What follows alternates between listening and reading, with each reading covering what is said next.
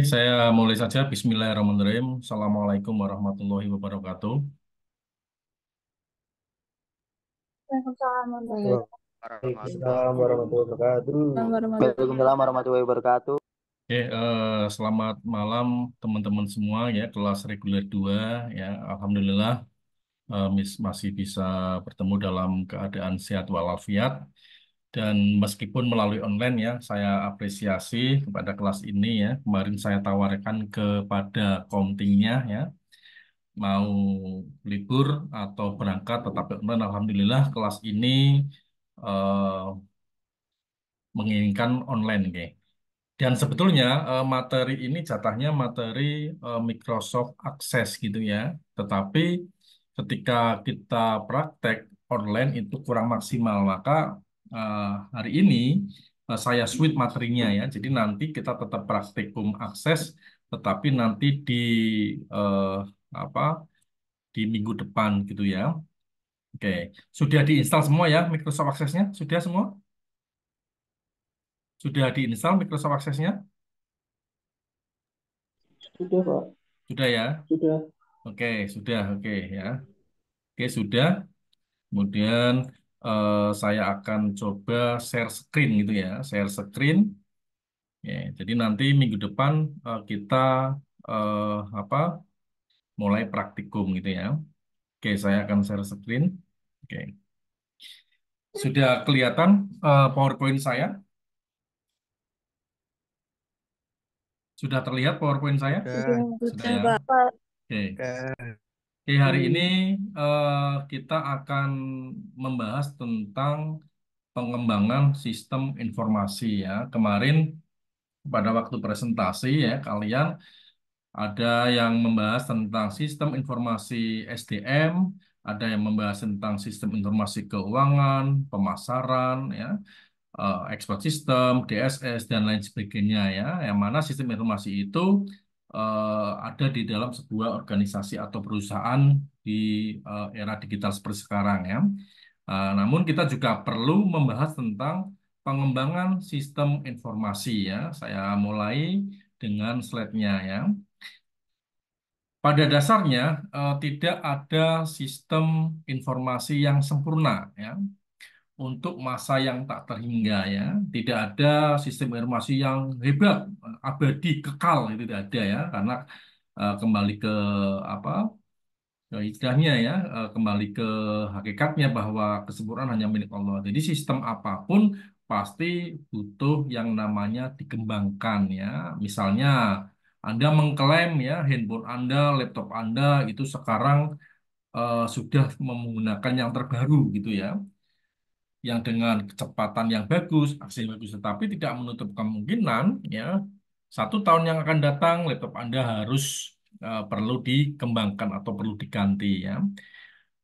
Kemudian ada eh, kema apa 2 tahun yang lalu ya Facebook merajai ya, merajai dalam sosial media ya. Tetapi lambat laun akan muncul media-media yang lain ya, sosial media lain seperti TikTok, Instagram dan sebagainya ya. Meskipun Facebook penggunanya masih banyak ya. Atau contoh yang Pak, contoh yang yang paling nyata adalah aplikasi di handphone Anda ya, pasti akan membutuhkan pembaruan ya. WhatsApp yang Anda pakai pun pasti akan ada pembaruan dari dari vendornya ya. Ya, jadi Anda kadang-kala tidak bisa dipakai harus diupdate dulu atau masih bisa dipakai meskipun nanti muncul notifikasi update. Itu kenapa ya? Karena sistem akan selalu update mengikuti dinamika perkembangan teknologi seperti itu ya. Shopee ya sekarang jadi marketplace yang merajai ya, tidak menutup kemungkinan nanti besok-besok lagi Shopee tetap harus dikembangkan ya, dikembangkan tidak saklek seperti itu ya, karena semuanya butuh perubahan. Oke, kemudian selanjutnya kenyataan ini mengakibatkan sistem perlu dirubah pada masa selanjutnya ya. Harus dirubah untuk mengikuti perkembangan zaman, untuk mengikuti apa agar bersaing dan sebagainya ya. Oleh karena itu diperlukan adanya sebuah upaya pengembangan sistem agar sistem tersebut bisa digunakan secara berkelanjutan ya. Kemudian apa sih sebenarnya definisi pengembangan sistem gitu ya?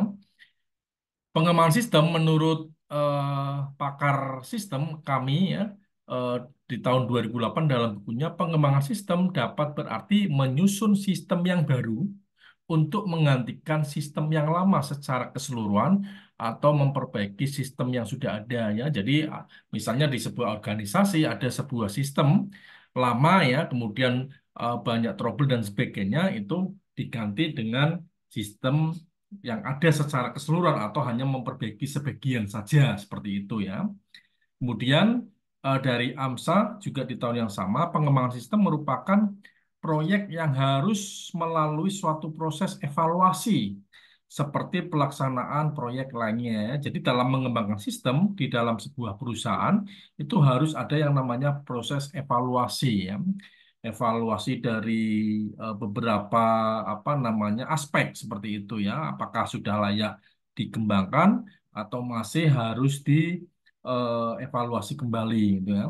Nah, kemudian dari DINU ya, pengembangan sistem adalah metode atau prosedur ya. Metode ada prosedur, konsep aturan yang digunakan untuk mengembangkan suatu sistem informasi atau pedoman bagaimana apa yang harus dikerjakan selama pengembangan sistem. Eh, atau algoritmanya ya. Metode adalah suatu cara teknik sistematik untuk mengerjakan sesuatu ya. Jadi di dalam mengembangkan sistem ya itu perlu prosedur-prosedur aturan ya. Tidak di dalam perusahaan tidak langsung ganti gitu ya, tetapi harus melalui rapat ya antar manajer, antar apa ada prosedurnya ya. Apa yang harus dikerjakan, apa yang harus dikembangkan. Nah, pertanyaan selanjutnya adalah kenapa ya mengapa sebuah sistem perlu dikembangkan ya? Alasan apa yang mendasari sebuah sistem perlu dikembangkan? Yang ketiga, apa perlunya sebuah sistem harus dikembangkan ya? Ini ada beberapa yang saya ringkas. Perlunya pengembangan sistem ya. Ada yang mau menjawab? Coba sebutkan satu saja. Apa perlunya pengembangan sistem? Kenapa sistem di perusahaan itu perlu dikembangkan, perlu diperbaiki, perlu diupdate? Ada yang tahu? Sebutkan satu-satu, mahasiswa. Silakan. Silakan untuk poin keaktifan. Ini saya kasih contoh ya. Saya kasih contoh yang pertama adalah adanya permasalahan yang terjadi pada sistem lama. Ya. Jadi sistem lama yang sudah ada itu banyak masalah. Contohnya apa Pak ya? Contohnya yang pertama, banyak keluhan dari pelanggan, banyak keluhan dari konsumen, seperti itu. Kemudian performanya yang sudah tidak stabil ya, performanya lambat dan sebagainya. Sehingga apa? Sehingga keperluan seperti laporan bulanan menjadi terlambat, proses-proses yang lainnya menjadi terlambat ya, atau apapun ya. Artinya apa? Ada laporan dari pengguna ya, baik itu konsumen maupun ada dari karyawan itu sendiri yang menggunakannya. Jadi permasalahannya dari performanya, dari outputnya, dari apanya harus perlu diupdate-nya. Itu adanya permasalahan yang terjadi pada sistem lama. Ada yang mau nyebutkan lagi? Silakan. Meningkatkan Ayo. produktivitas, Pak. Siapa? Ini namanya siapa? Ali Mustaqim. Ali siapa? Ali Mustaqim Ali Mustaqim. Oke, apa Mas Ali? meningkatkan produktivitas. Meningkatkan Produktivitas. produktivitas. Oke ya, dicatat Manisa. Yang lainnya ada lagi? Meningkatkan produktivitas. Ya mungkin gini Mas Ali ya. Artinya apa? Sistemnya itu mungkin sudah bisa meningkatkan produktivitas, tapi karena ada apa pertumbuhan organisasi yang begitu besar, maka sistem juga perlu di-upgrade gitu ya. Jadi ini yang kedua, tuntutan pertumbuhan bisnis dan organisasi ya. Jadi bisnis yang terlalu bertumbuh, ya, organisasi yang terlalu bertumbuh, maka juga membutuhkan pengelolaan berbasis sistem. Misalnya kayak di Unikal ya, Unikal sekarang semakin bertumbuh dengan karyawan yang semakin banyak, dosen dan mahasiswa tentunya membutuhkan pelayanan yang efisiensi, maka Siakat juga perlu eh, dikembangkan seperti itu ya. Ada lagi yang lain? Salah nggak Meningkatkan Pak? keamanan, Pak. Meningkatkan keamanan siapa? Mbak Sakila ya? Siapa Iya. ini? Iya, Sakila. Oke, meningkatkan keamanan ya. Ya mungkin karena adanya apa namanya keamanan data yang kurang, maka diperbaiki untuk lebih ditingkatkan ya. Karena apa dengan kata lain perkembangan teknologi ya. Jadi hacker-hacker semakin apa namanya merajalela, perkembangan teknologi semakin memudahkan orang melakukan apa saja, maka dituntut untuk mengembangkan sistem ya, perkembangan teknologi terkini ya, adanya perkembangan apalagi sekarang AI gitu ya, maka sistem harus harus bisa beradaptasi dengan eh, perkembangan teknologi. Oke, oke, yang lain, oke, tidak apa-apa salah, tidak apa-apa nanti saya luruskan gitu ya. Ada Mbak Sakila mengatakan untuk meningkatkan keamanan, Mas Ali tadi untuk meningkatkan produktivitas ya. Ada lagi? Salah tidak apa-apa? Adanya instruksi, Pak, Oke, Vena, instruksi dari siapa? dari Instruksi. pemerintah atau organisasi. Oke, Mbak Vena, betul ya. Mbak Vena ada meningkatkan apa adanya instruksi eh, dari organisasi, dari pimpinan atau dari pemerintah terkait regulasi itu ya. Oke, nanti saya jelaskan ada lagi yang lain selain Mbak Vena tadi, Mbak Nisa dicatat itu ya. Oke, saya lanjutkan. Ada lagi? Nah, ada tuntutan pencapaian keunggulan bersaing ya, karena kita melakukan analisa kepada kompetitor. Oh, kompetitor sudah pakai ini ya, kita juga harus diupdate. Oh, ternyata pesaing kita sudah menggunakan teknologi seperti ini, sistemnya bisa mampu seperti ini ya, maka kita juga harus mengembangkan sistem agar mencapai keunggulan bersaing. Karena kalau kita tidak berubah, maka kita akan tergerus ya. Kita ingat ya kasus Nokia ya. Dulu mungkin Anda apa dulu tahu nggak Nokia? Pernah kenal Nokia nggak? Apa dulu belum lahir? Sudah ya.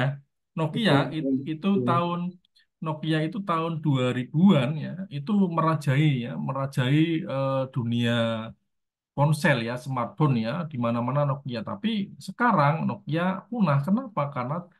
Karena apa? Kalah bersaing ya, terlalu aman, zona nyaman ya. CEO-nya itu terlalu percaya diri bahwa Nokia nggak akan mungkin terkalahkan ya. Tapi apa yang terjadi ya? Sekarang Nokia runtuh dan apa namanya kalah bersaing. Maka oleh sebab itu kita sebagai nanti di dunia manajerial kita harus bisa menganalisis pesaing seperti itu ya. Nah, karena tuntutan pencapaian dulu yang bersaing, maka sistem kita perlu dikembangkan ya. Misalnya contohnya Siakat ya.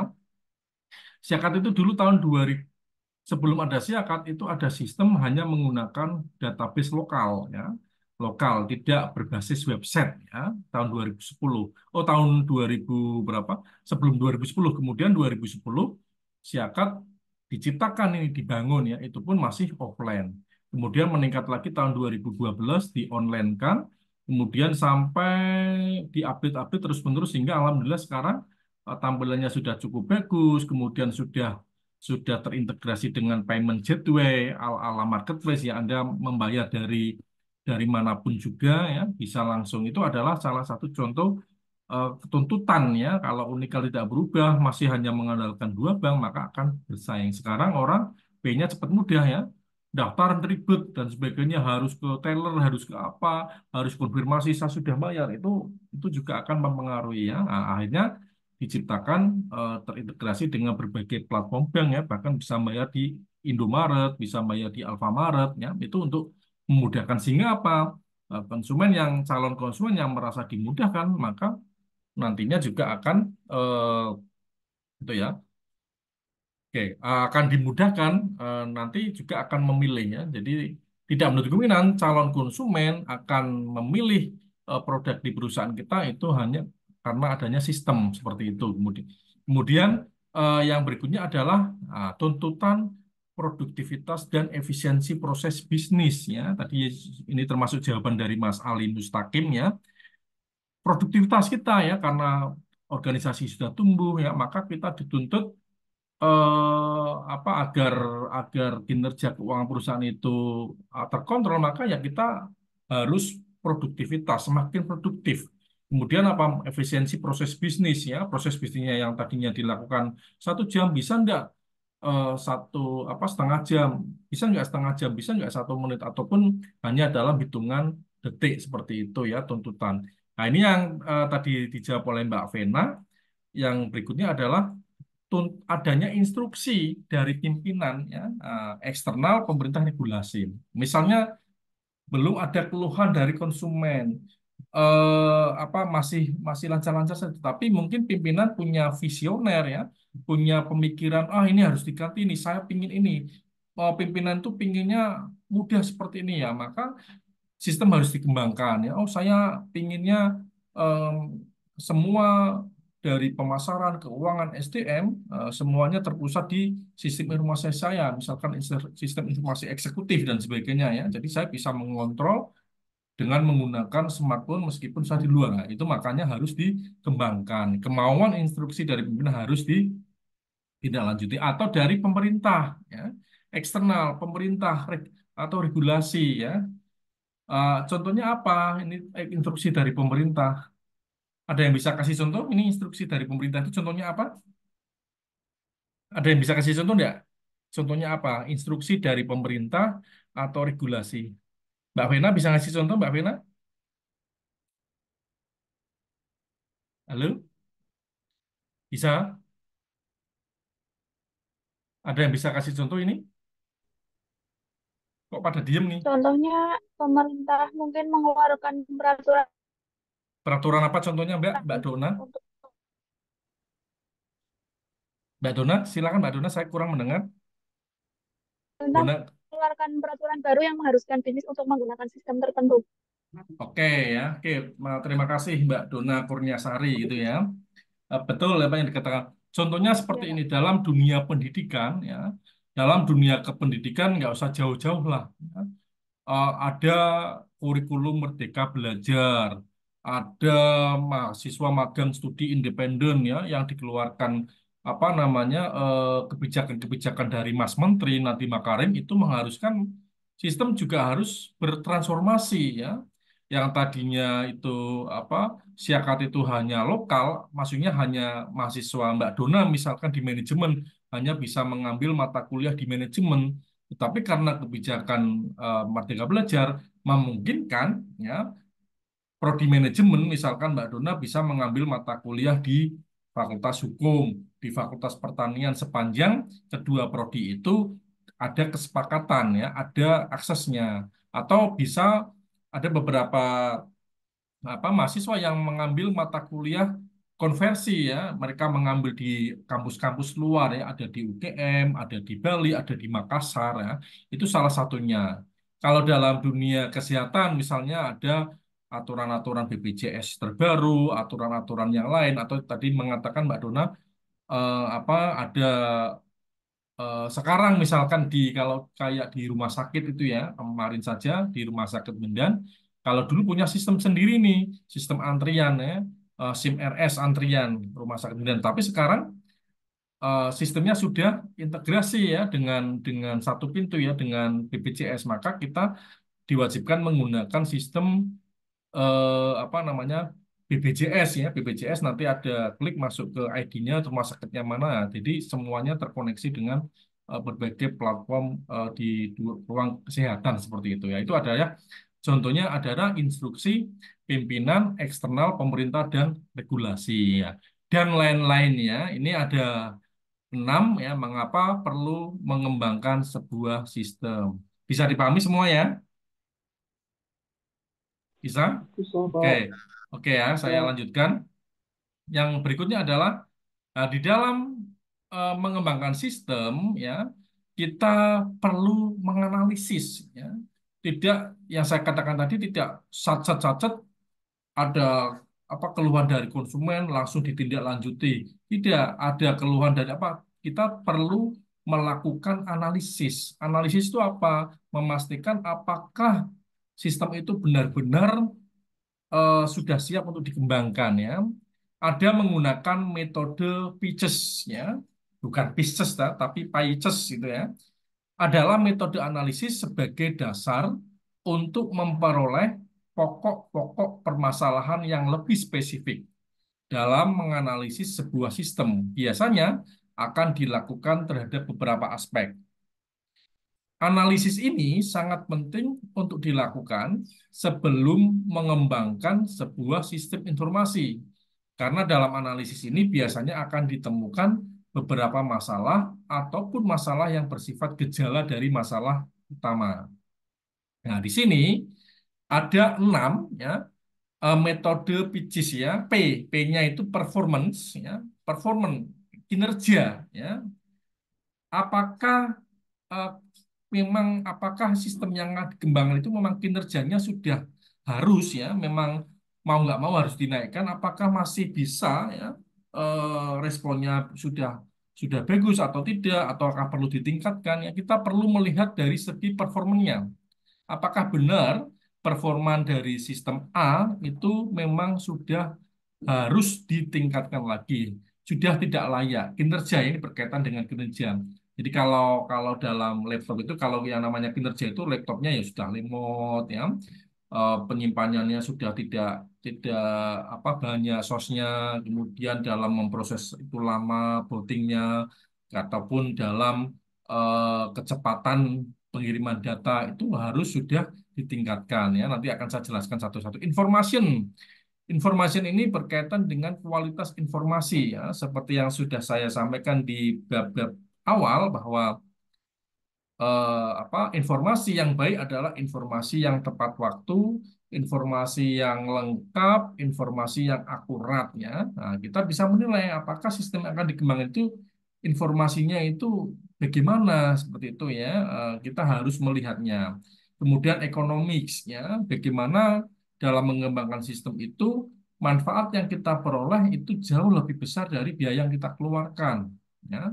Ada kontrol ya, bagaimana kita meningkatkan kontrol agar sistem itu dapat bekerja lebih efektif ya dan efisien. Kemudian layanannya ya, bagaimana layanan sistem itu ya, kita akan bahas satu persatu. Yang pertama performance. Performance berkaitan dengan kinerja. Kinerja memiliki peran penting untuk menilai apakah proses atau prosedur yang ada masih mungkin ditingkatkan kinerjanya dan melihat sejauh mana dan seberapa handalkah suatu sistem informasi dalam berproses untuk menghasilkan tujuan yang diinginkan. Dites nih, siakat misalkan mau dikembangkan, performanya gimana? Oh, performanya masih oke. Oh, performanya ini perlu ditingkatkan. Maka kita membuat apa?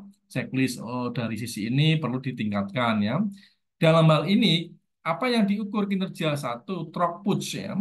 Jumlah pekerjaan, output, deliverables yang dapat dilakukan atau dihasilkan pada saat tertentu ya.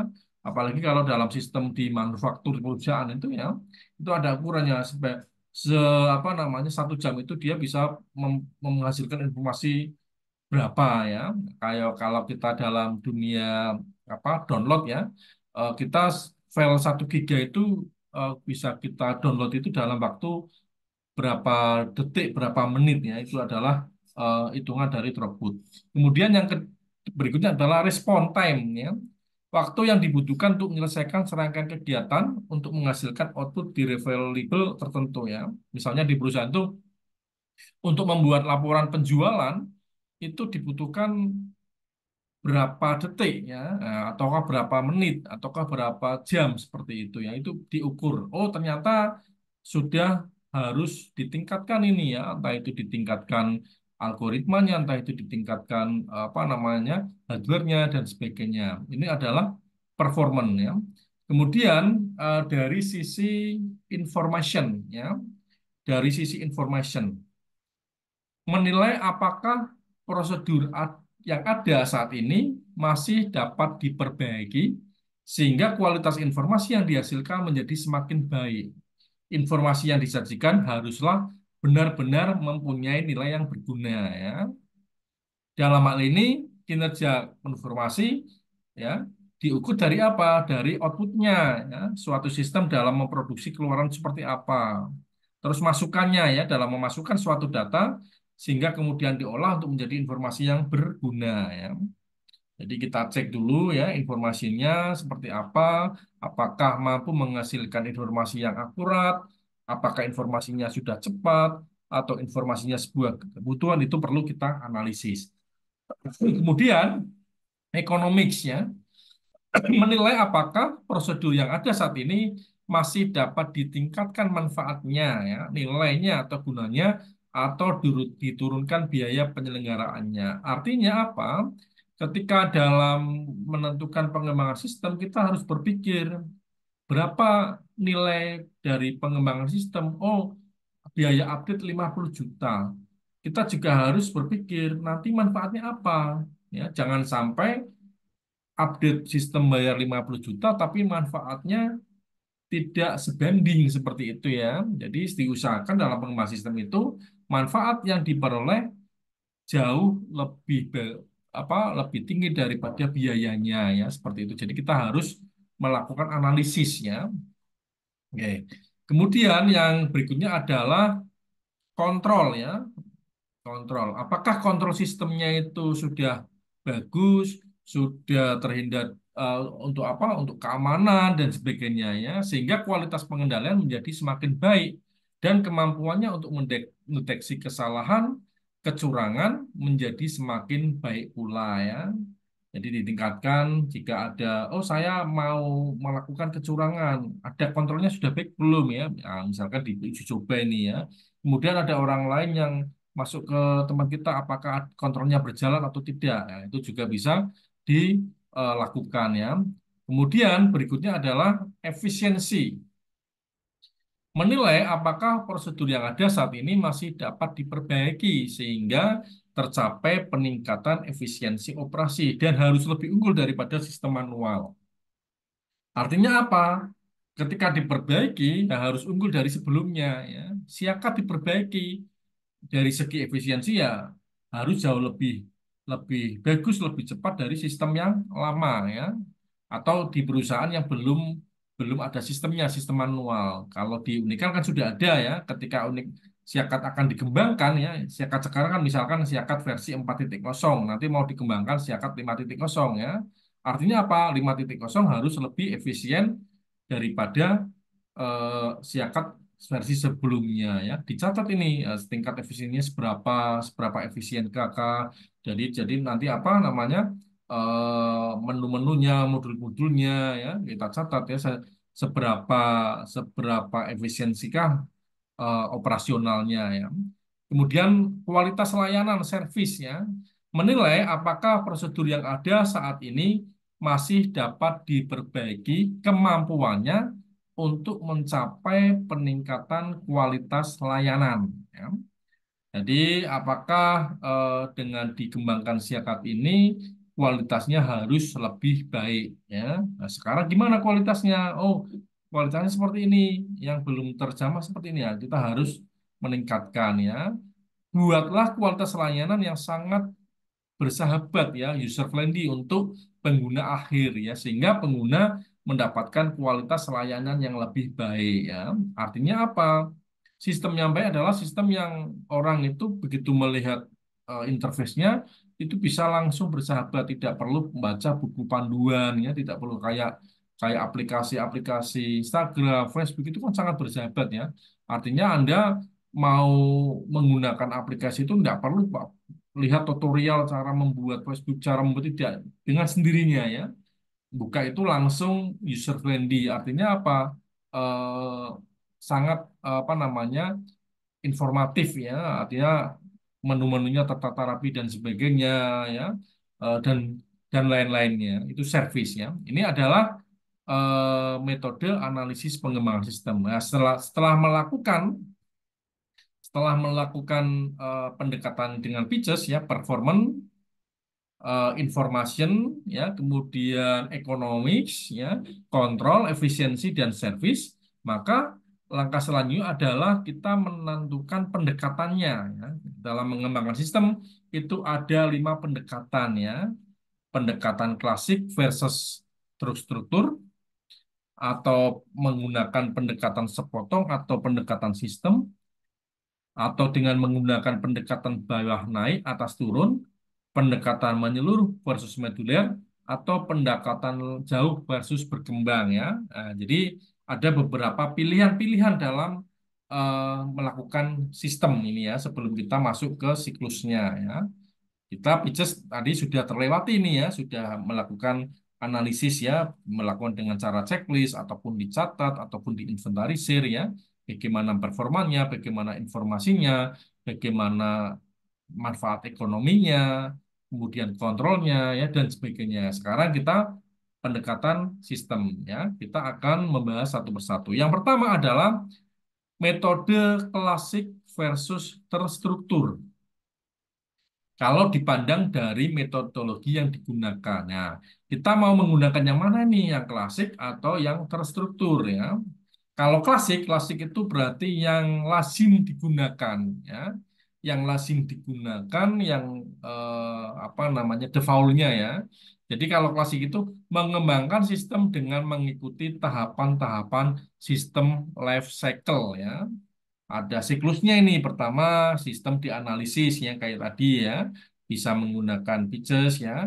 Kemudian setelah dianalisis masuk ke desain, kemudian setelah didesain implementasi, kemudian pemeliharaan atau maintenance ya. Kalau terstruktur apa? Sama, tapi bedanya apa? Ada tambahan alat-alat dan teknik-teknik untuk mengembangkan sistem di samping tetap mengikuti dari sistem klasik.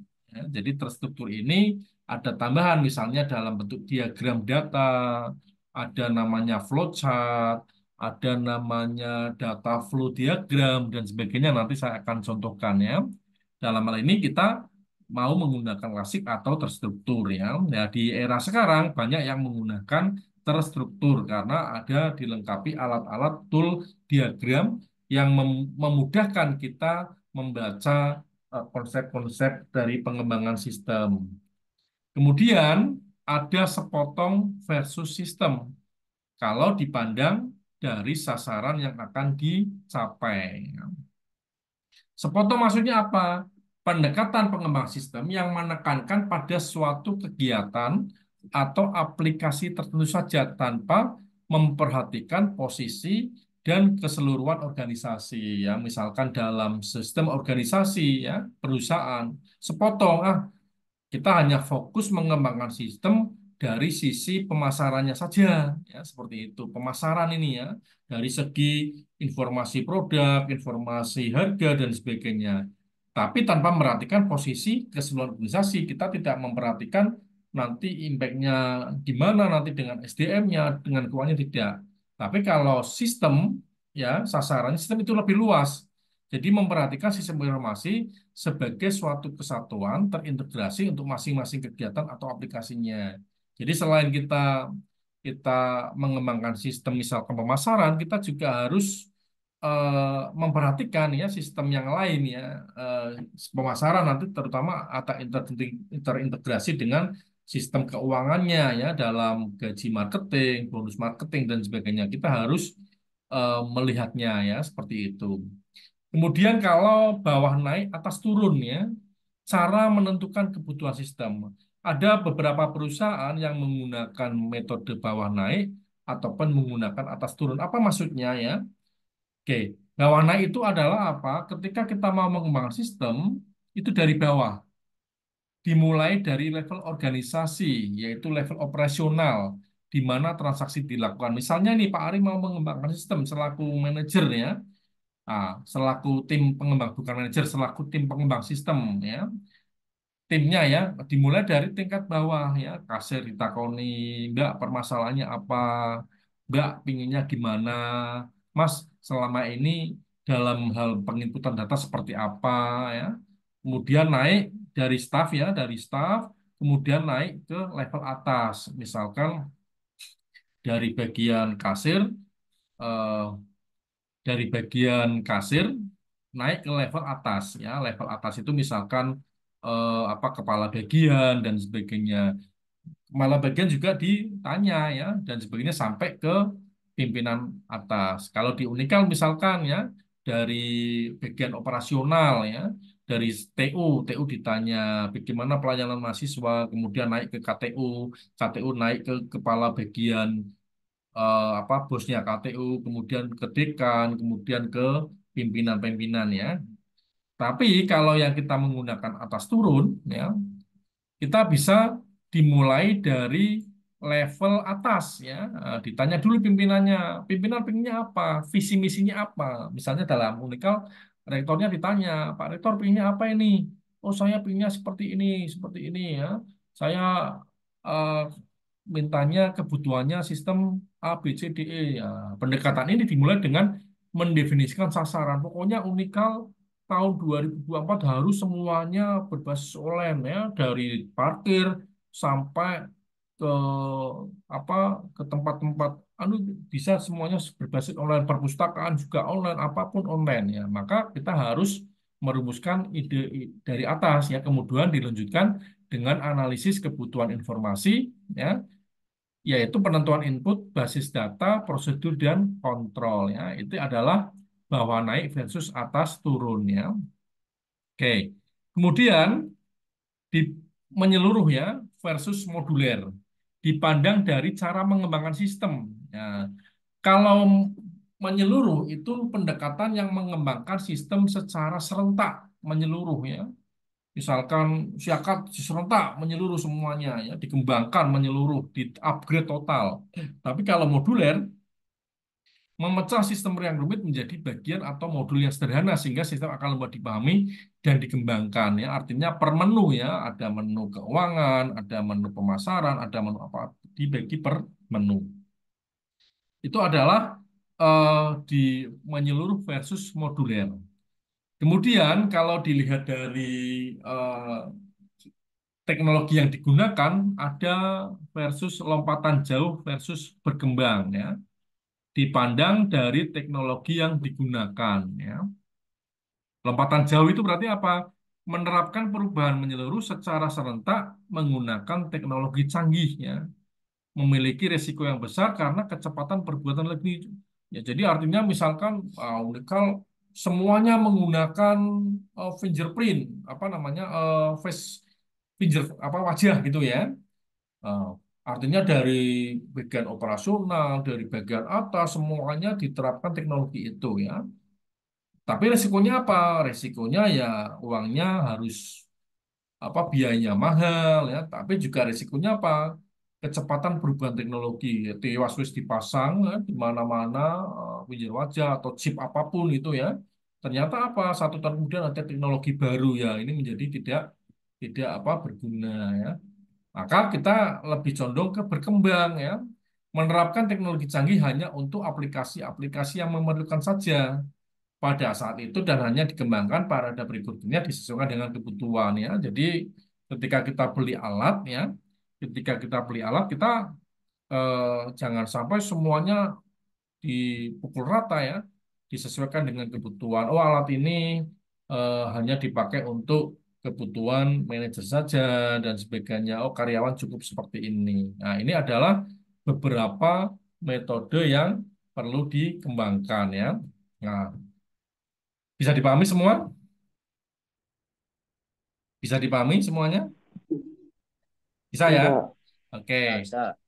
oke ya. Jadi dalam mengembangkan sistem, kita perlu menganalisis dengan sistem Witches. Kemudian kita memilih sistem pendekatannya seperti apa ya, pendekatan pengembangan sistem. Nah, kemudian di sini ada yang namanya siklus pengembangan sistem.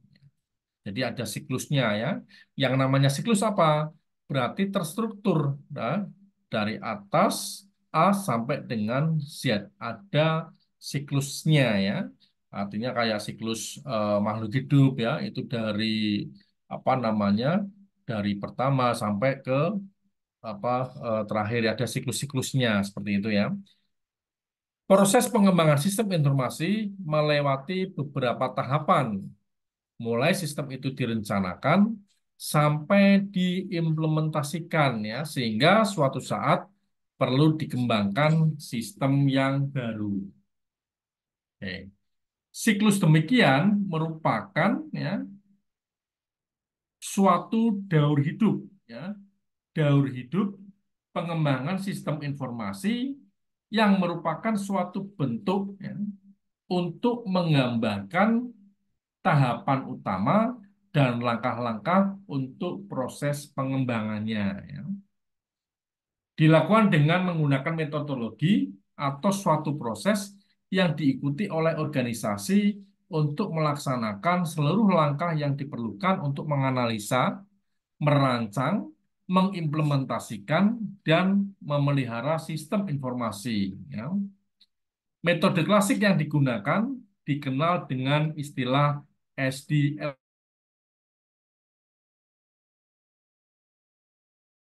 Bisa mendengar suara saya lagi? Bisa, Pak. Bisa ya. Pak. Maaf saya terlempar ini ya. Ternyata dosen juga manusia ya yang apa aksesnya kadang gitu ya. Oke, saya share lagi nih ya, share lagi. Oke ya. Share lagi ya. Sampai mana itu tadi ya?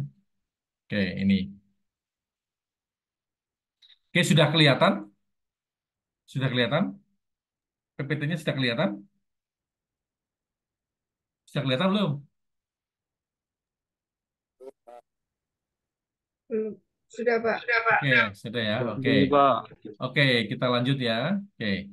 Nah, kita di sini akan belajar tentang siklus pengembangan sistem dengan menggunakan SDLC, System Development Life Cycle. Ya, ini ada tahapan-tahapannya ini ya, diperhatikan.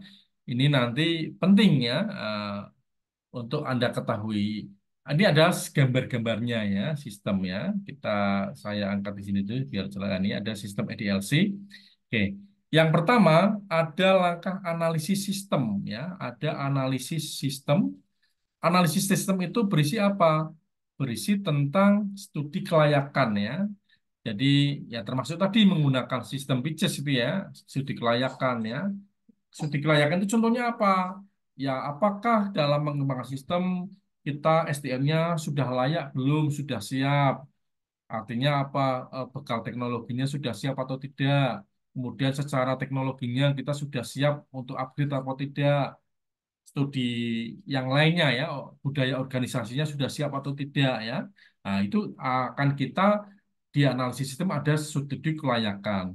Kemudian ada analisis kebutuhan ya. Jadi melakukan apa namanya evaluasi-evaluasi ya. Oke.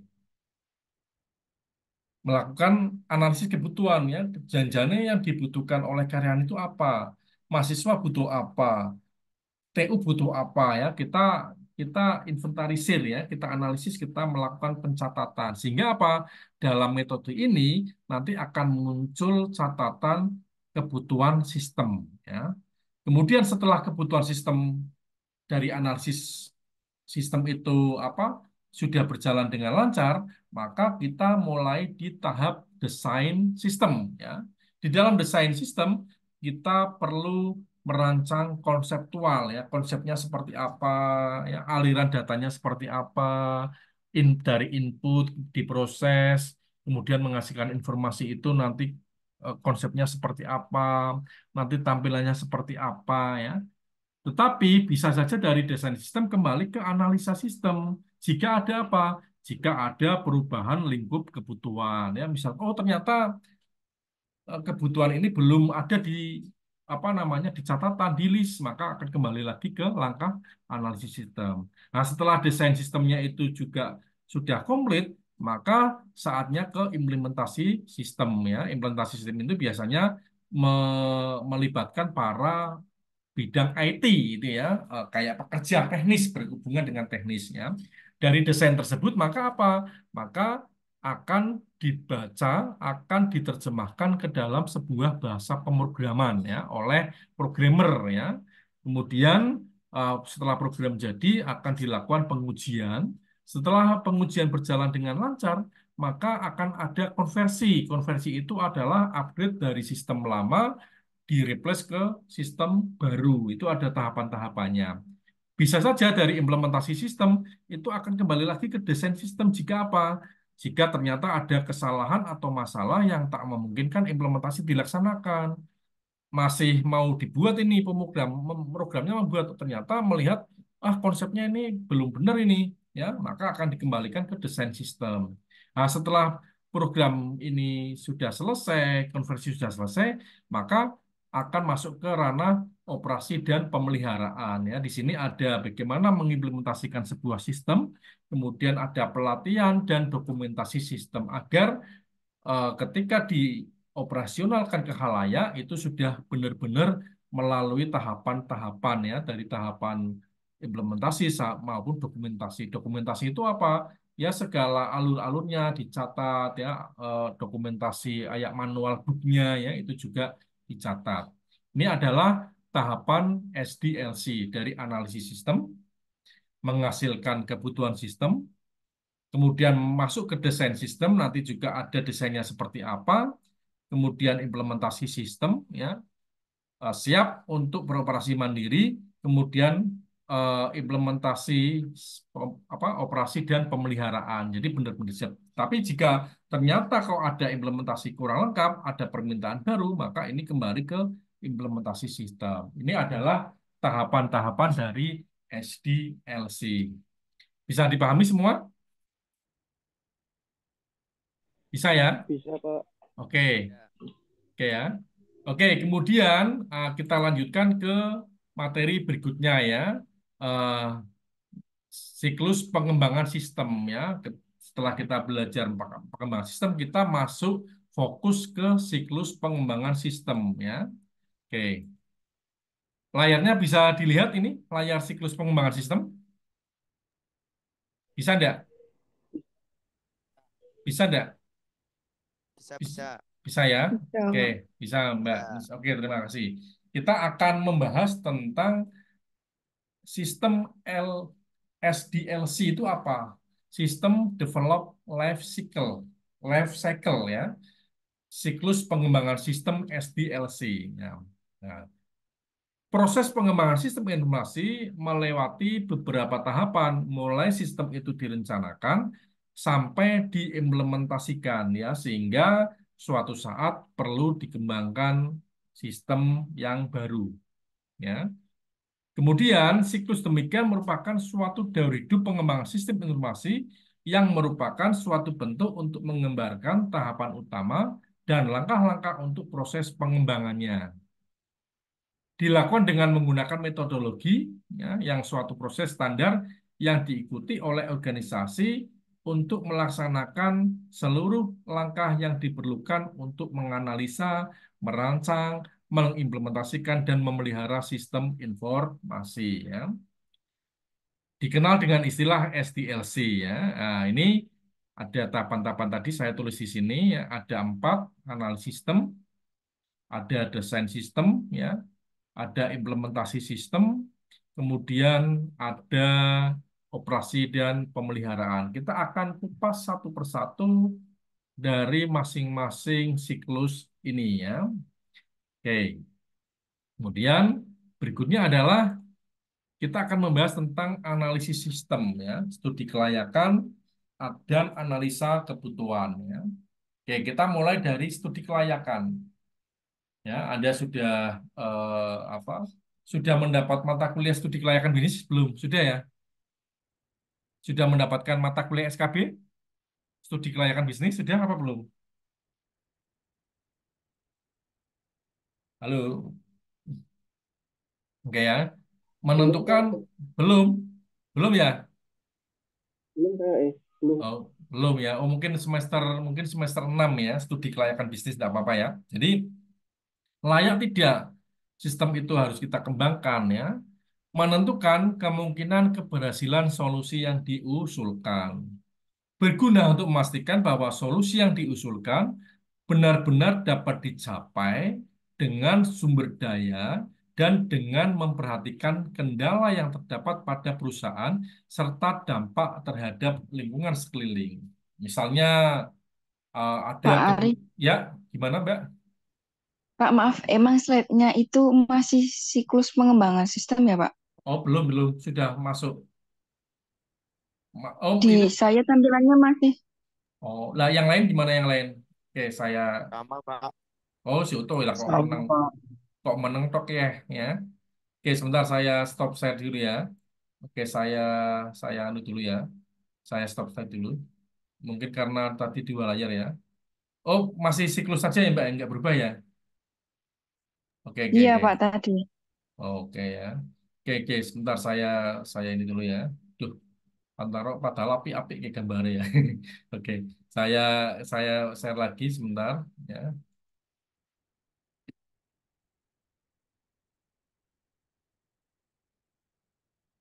Oke.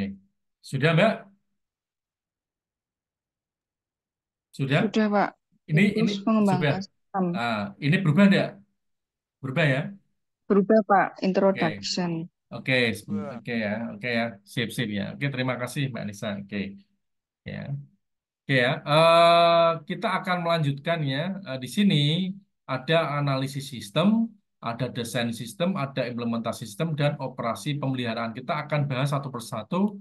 Yang pertama adalah analisis sistem ya. Di sini kita akan memahami tentang kegiatannya ya, yaitu studi kelayakan ya. Studi kelayakan ini digunakan untuk menentukan kemungkinan keberhasilan yang diusulkan. Artinya apa? Ada usulan, kebutuhan, pengembangan sistem. Tetapi apa? Sebelum sistem itu dikembangkan, ya, maka kita harus memperlihatkan kesiapan sumber daya kita atau kendala yang terdapat pada perusahaan serta dampak terhadap lingkungan sekeliling. Analisis sistem melaksanakan penyelidikan awal terhadap masalah dan peluang bisnis yang disajikan dalam usulan proyek pengembangan sistem, gitu ya. Nah, di sini ada beberapa indikator studi kelayakan. Yang pertama dari aspek teknologi ya. Nah, kita akan mengecek ini ya di perusahaan kita, di organisasi kita. Apakah sistem yang nantinya dikembangkan dan dioperasikan dapat dioperasikan dengan teknologi yang tersedia ya. Apakah sistem dapat dikembangkan dan dioperasikan dengan teknologi yang tersedia? Misalkan sistem diharuskan menggunakan teknologi A ya. Apakah teknologi yang sekarang itu masih bisa digunakan atau juga perlu diupdate ya? Misalnya kalau di Unicel siakat mau dikembangkan nih, nah, apakah servernya itu masih bisa digunakan?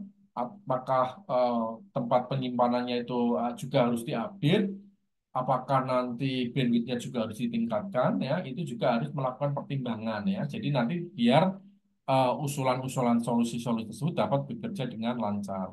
Ekonomi ya tadi sudah dibahas.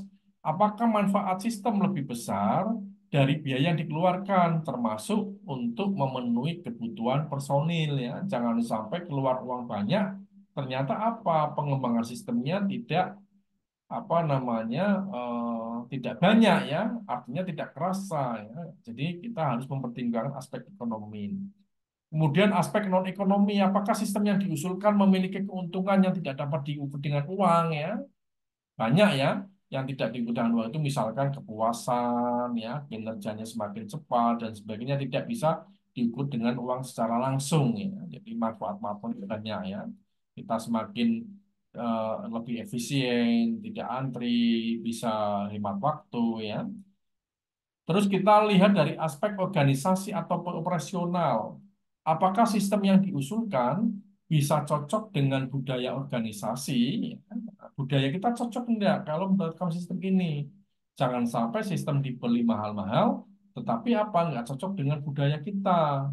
Nanti apa akan muncul pro kontra pegawai. Pegawai tidak mau melaksanakan. Nah, kita yang rugi. Kita harus eh, bisa menyiapkan budaya itu agar siap dalam sistem ya. Meskipun kadangkala budaya akan tercipta manut sistem ya seperti itu. Tetapi ala kalanya budaya kita sudah harus benar-benar siap dengan perubahan ya. Yang kedua adalah apakah level keahlian yang digunakan dalam sistem sesuai dengan pegawai yang akan mengoperasikannya. Oh, nanti dalam sistem ini pegawai yang mengoperasionalkan harus menggunakan alat ini. Nah, yang tersedia pegawai operasional sudah siap belum? Sudah menerima pelatihan itu belum? Atau sudah punya dasar basic yang kuat atau belum gitu ya? Nah, jangan sampai ibarat kita membelikan membelikan anak sepeda motor, ya sepeda motor itu, tapi anak kita ternyata belum bisa, ya maka apa? Maka akan sia-sia, tidak bisa langsung terlihat manfaatnya seperti itu ya. Jadi kalau kita mau membelikan anak motor, pastikan anak itu sudah mahir mengendarakan motor. Kemudian jadwal, mungkinkah menerapkan sistem tersebut sesuai dengan jadwal yang telah ditetapkan? Nah, ini yang harus kita pikirkan masa-masa. Misalnya, siakat itu mau dikembangkan. Kita tidak langsung serta-merta mengembangkan siakat itu besok dikembangkan. Tidak. Kita harus menunggu timing yang tepat, di mana misalkan siakat tidak digunakan pas liburan ya, liburan UAS ya. Nanti kita harus menghitung ini selama 10 hari liburan itu pengembangan sistem juga harus selesai ya. Jangan sampai nanti mahasiswa pas sudah berangkat, ya maka sistemnya belum jadi. Wah, nanti akan di di apa di demo mahasiswanya seperti itu ya. Jangan sampai pas rame-ramenya ya sistemnya belum jadi, maka akan organisasi akan rugi malah gitu ya. Jadi sistem diperbaiki bukannya memudahkan, malah wah ngerti orang usah diperbaiki lah, piye caranya ngerti orang usah dianu gitu ya. Kemudian kendala hukum etika. Apakah sistem yang diusulkan tidak bertentangan dengan etika atau hukum ya? Jadi tidak menyalahi aturan aturan atau tidak. Misalkan tidak menyalahi kita di dunia pendidikan. Kalau di sistem gestan menyalahi enggak tentang etika-etika kesehatan ya, ya. Apakah terdapat kendala-kendala yang berbahaya atau dilanggar ya? Nah, ini semua dipertimbangkan masa-masa ya. Setelah ini dipertimbangkan masa-masa, maka kita masuk ke analisis kebutuhan ya. Analisis kebutuhan dilakukan untuk menghasilkan kebutuhan disebut juga spesifikasi fungsional. Spesifikasi kebutuhan adalah spesifikasi yang rinci tentang hal-hal yang akan dilakukan sistem ketika diimplementasikan ya.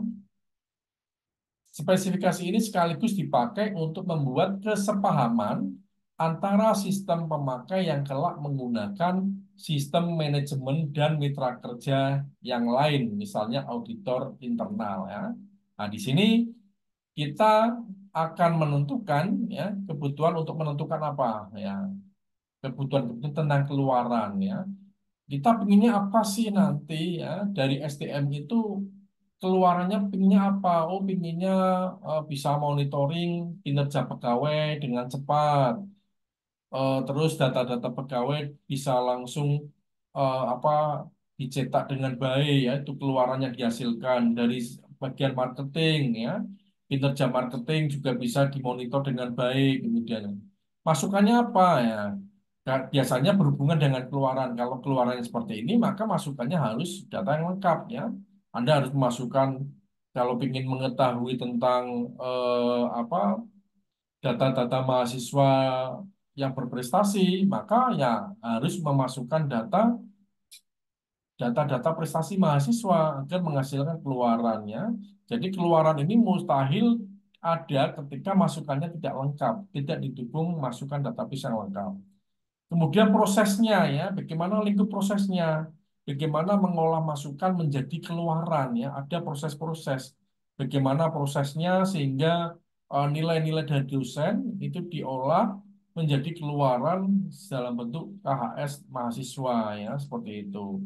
Kemudian volume data, jumlah data yang akan ditangani sistem itu kapasitasnya berapa ya, misalkan kayak misalnya tugas ya, tugas dibatasi 1 megabit gitu ya, ternyata kurang habis 10 gigabit, itu juga nanti 10 megabit misalkan ya. Nah, itu juga data yang akan ditangani sistem, kira-kira dengan 7.000 mahasiswa itu volume data yang dibutuhkan berapa ya. Ini juga akan menentukan persiapan server kita untuk menangani data-data tersebut ya. Misalkan kita butuh 1 tera, 2 tera dan sebagainya ya. Kemudian usernya ya, yang menggunakan siapa saja ini. Nah, kalau disiapkan kan yang menggunakan 1 mahasiswa, 2 dosen, 3 TU, 4 pimpinan itu ya. Sama kalau di lingkup perusahaan ya, yang kategori pemakai ya, tentunya apa dengan hak akses ya. Kalau bagian keuangan hanya bisa melihat data-data keuangan, dia tidak bisa hanya melihat data pemasaran, dia tidak bisa melakukan input ya. Jadi masing-masing user itu juga aksesnya apa? Dosen, dosen hanya melihat mahasiswa, nilai-nilai hanya bisa menginput nilai-nilai mahasiswa yang diajarnya atau perwaliannya dan sebagainya. Mahasiswa hanya bisa mengolah data yang berkaitan dengan NPM, ya NPM mahasiswanya 0100 dan sebagainya ya. Dia tidak bisa melihat mahasiswa lainnya. Jadi ada hak akses ya, hak akses masing-masingnya. Jadi itu juga untuk sistem kontrol.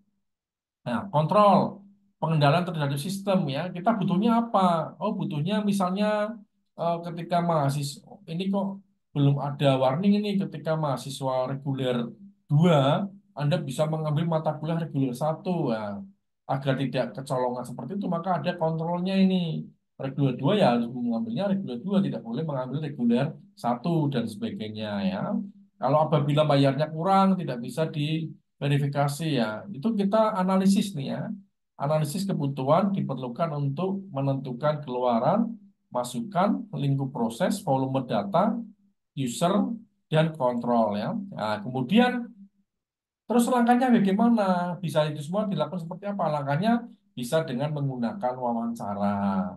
Misalnya saya ini selaku pengembang sistem ya wawancara dengan mahasiswa, perwakilan mahasiswa. Mahasiswa pinginnya apa? Oh, seperti ini, seperti ini. Apakah kebutuhannya bisa terpenuhi? Tidak. Terus karyawan pinginnya apa? Terus dosen pinginnya apa diwawancara ya? Kebutuhannya seperti apa? Ada juga riset terhadap sistem sekarang. Diadakan riset ini ya, riset dicek-cek ini ya menu-menunya seperti ini klik-klik oh ternyata masih perlu dikembangkan dan sebagainya. Observasi lapangan. Nah, misalnya ini ya, misalnya dalam pimpinan nih, pimpinan sebelum mengembangkan sistem turun ke lapangan produksi. Bagaimana para karyawannya bekerja dengan sistem, apakah sudah benar-benar apa lancar atau tidak dilihat nih diamati. Nah, kalau misalkan kalau siakat pas waktu registrasi ya saya observasi lapangan antrian mahasiswa ada tidak, kemudian banyak mahasiswa yang komplain tidak, terus di saya ke bank-bank itu ya masih ada enggak orang yang antri ya meskipun ada banking dan sebagainya ya kita observasi lapangan ya. Kemudian kuesioner ya. Kuesioner ini kayak skripsi ya, berbentuk tulisan ya, berbentuk pertanyaan tulisan ya. Nanti tinggal menjawabnya ya. Jadi nanti tinggal eh, diisi oleh karya bersangkutan. Menurut Anda, apakah sistem siakat eh, masih masih relevan atau perlu ditingkatkan? Nah, jawabannya A atau B atau ada pilihan ya. Jadi kuesioner ya, kuesioner kepada pengguna. Seberapa besar kepuasannya ya, seberapa besar kebutuhannya. Kemudian pengamatan terhadap sistem serupa. Nah, artinya apa? Sistem serupa ini misalkan diamati ya, kita misalkan mau mengembangkan siakat ini ya, kita sudah ada siakat tapi perlu dikembangkan ya, kita perlu pengamatan terhadap sistem serupa. Misalkan kita perlu mengamati sistemnya Undip atau UGM. Oh seperti ini ya, bisa kita ATM amati, tiru, modifikasi ya terhadap serupa ya. Kita mau membuat website sistem e-commerce ya. Kita mengamati yang sudah ada. Oh, seperti ini bisa kita tiru, bisa kita modifikasi dan sebagainya ya.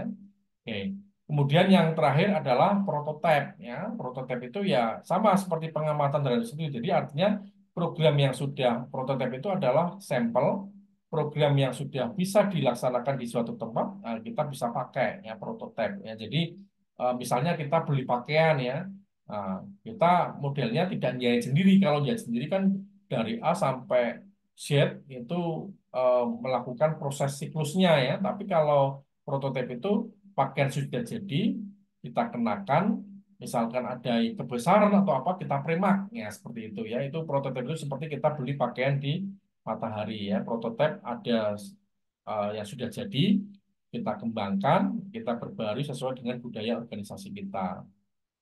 Bisa dipahami penjelasan saya? Bisa, Ya, Pak. Pak. Oke, saya lanjutkan ya. Kemudian setelah dari analisis sistem ada studi kelayakan dan analisis kebutuhan, maka kita masuk ke desain sistem ya. Di situ ada perancangan konseptual dan perancangan fisik ya. Nah, yang pertama konsep. Nah, konseptual, konsep itu apa rancangan ya. Jadi Anda kayak nggambar dulu ya. Kalau mau bikin rumah, itu Anda buat konsep. Konsepnya seperti apa? Oh, pintu depan di mana, garasi di mana, terus kamarnya ada berapa, itu di konsep ya. Kamarnya ada berapa, terus nanti lewatnya yang menghubungkan kamar satu dengan kamar dua, ada pintu atau tidak, dapur di mana, toilet di mana, itu ya. Disebut dengan perancangan logika sistem, di mana sistem itu mentransformasikan data menjadi sebuah informasi. Logiknya seperti apa ya? Seperti itu. Pada perancangan ini, kebutuhan pemakai dan pemecahan masalah yang teridentifikasi selama tahapan analisis mulai dibuat untuk diimplementasikan. Ada 3 langkah yang dilakukan dalam perancangan konseptual, yaitu evaluasi alternatif rancangan, penyiapan spesifikasi rancangan, dan penyiapan laporan rancangan secara konseptual. Digunakan untuk menentukan alternatif-alternatif rancangan yang bisa digunakan dalam sistem. Ya. Nah, di sini ada 4 nih, ada 4 rancangan spesifikasi konseptual. Yang pertama keluaran. Rancangan laporan mencakup frekuensi laporan, ya, harian, mingguan, dan sebagainya ya. Isi laporan, bentuk laporan, dan laporan cukup ditampilkan pada layar atau perlu dicetak ya. Nanti kita buat konsepnya ya. Nanti keluaran pintunya mau lewat mana ini ya? Apakah nanti apa laporan penjualan itu ada fasilitas cetaknya atau tidak dan sebagainya keluarannya. Kemudian penyimpanan data, semua data yang diperlukan untuk membentuk laporan ditentukan lebih detail, termasuk ukuran data ya. Nanti ini akan kita bahas di materi praktikum nih penyimpanan data ya. Misalnya nama barang maksimal terdiri atas 25 karakter dan letaknya di dalam berkas. Itu harus kita konsepkan.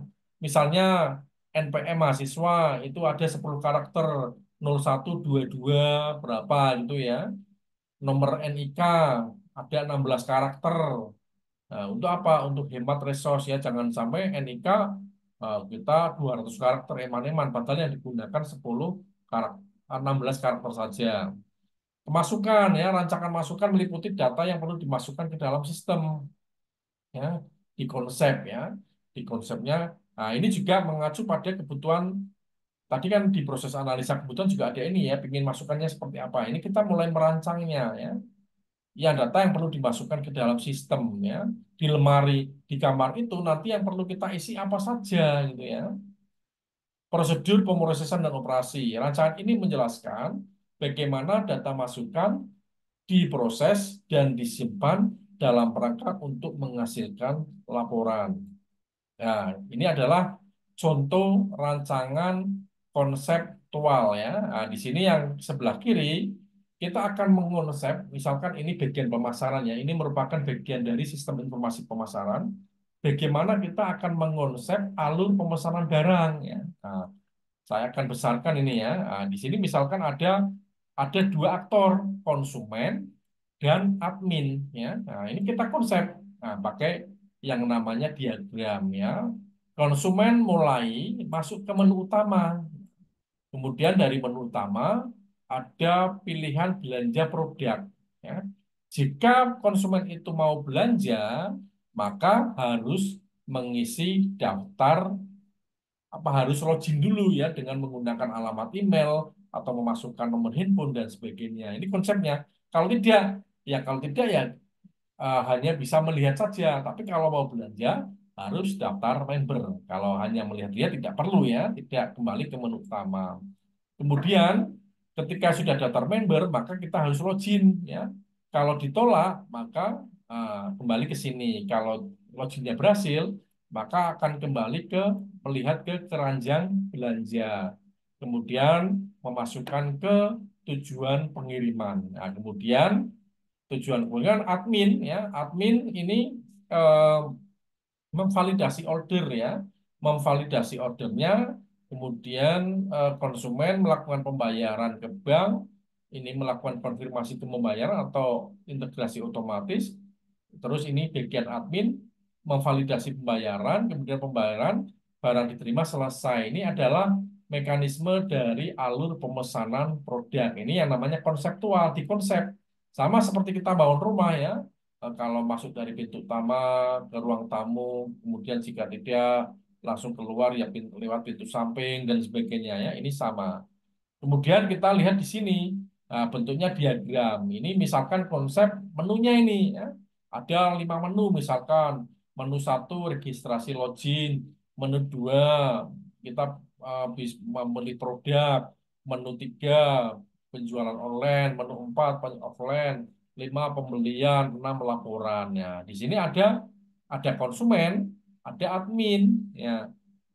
Konsumen melakukan interaksi registrasi login ya, maka apa? Maka datanya, data pelanggan akan diterima admin. Nah, kemudian admin dalam produk ini input kategori barang, satuan barang, detail barang, laporan barang.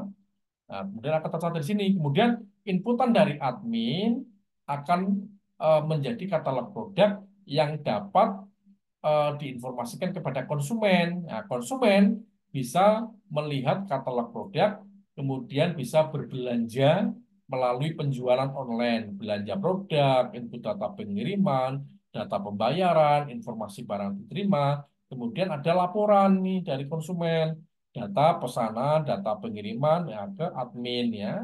Kemudian ada juga orang yang membeli melalui offline ya, nah, seperti ini ya. Kemudian dari sini semua nanti akan masuk ke laporan ya.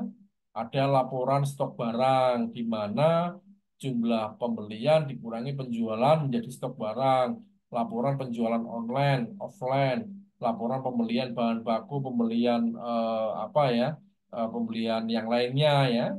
Kemudian laporan penerimaan kas, laba rugi ya. Kemudian apa? Ini eh, diterima oleh admin ya. Ini adalah apa? Salah satu bentuk untuk ini ya. Oke. Salah satu bentuk untuk eh, ini ya. Bentuk untuk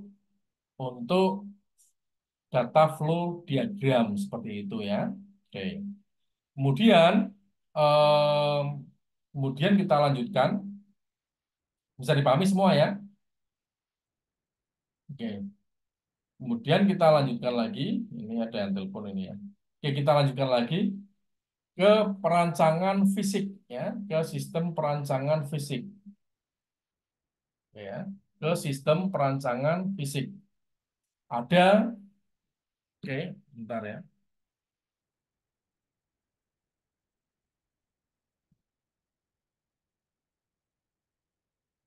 Desain sistem perancangan fisiknya.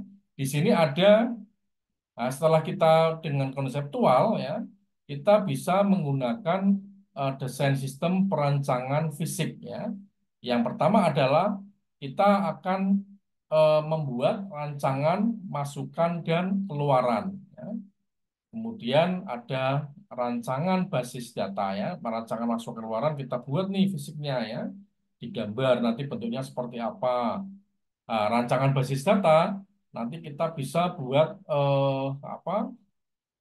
Buat nanti ya kita bahas minggu depan ya. Kemudian ada rancangan kontrol ya, bagaimana kontrol sistemnya, notifikasinya ya. Kemudian kita bisa rancangan modul ya, rancangan modul bagi menu-menunya ya, menu-menunya modul itu seperti apa. Kemudian rancangan platform ya, platform ini digunakan di apa sistem operasi mana gitu ya.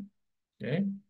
Kemudian eh, rancangan interface ya, rancangan interface itu nanti tampilannya seperti apa ya. Oke,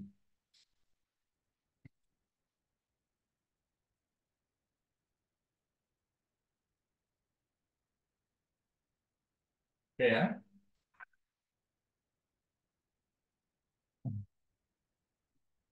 Oke ya, kita lanjutkan lagi.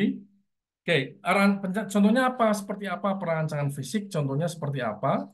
Nah, contohnya seperti ini ya. Ah, di sini ada contoh perancangan fisik ya. Nah, di sini rancangan masukan ini ya, kan tadi ada ya, ada rancangan masukan dan keluaran. Contohnya seperti ini. Saya akan merancang menggambarkan tampilan rancangan masukan nih ya. Misalkan formulir pendaftaran seperti apa ya. Saya akan merancang fisiknya seperti ini. Nanti nama akan diisi oleh nama pendaftar ya, nama pendaftar. Kemudian ketika orang memilih Provinsi Jawa Tengah, maka di sini nanti akan muncul kota kabupaten yang berada di Provinsi Jawa Tengah ya. Kemudian ada di apa? Kode pos ya, kode posnya berapa, alamat lengkap, nomor telepon, alamat email lah seperti ini. Kemudian ketika klik daftar, maka akan diproses di database nama pendaftar ya. Kemudian yang di sini adalah rancangan keluaran ya, rancangan keluaran. Di sini ada beberapa ya rancangan keluaran. Oh nanti laporan stok barang seperti ini ya. Ada nomor barcode seperti apa, kode barang, nama barang seperti apa. Nah, jadi nanti munculnya seperti itu. Nanti ketika memproses ya rancangan prosesnya seperti ini. Ya. Laporan stok barang ya dipilih klik berdasarkan apa? Berdasarkan kode barang atau berdasarkan nama nama barang atau berdasarkan nama marketingnya siapa ya.